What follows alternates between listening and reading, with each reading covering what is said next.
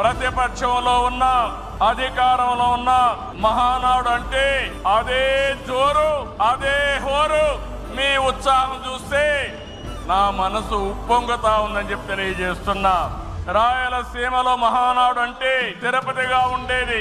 ఇప్పుడు తొలిసారి దేవుని కడపలో, అది కూడా కూటమి ప్రభుత్వం ఏర్పాటైన తర్వాత తొలి మహానాడు కడపలో ఏర్పాటు చేసుకుంటున్నాం. ఈ రోజు కడప గడ్డపై జరుగుతున్న ఈ మహానాడు చూస్తే ఎన్నికలై ఏడాది జరుగుతున్నా మీలో ఆ కసి, ఉత్సాహం, ఉద్వేగం ఏమాత్రం తగ్గలేదు. నేను చాలా మహానాడు చూశాను. దగ్గర మనం చూస్తే 34 మహానాడులు మనం జరుపుకున్నాం. 2 మహానాడులు డిజిటల్ గా జరిగాయి.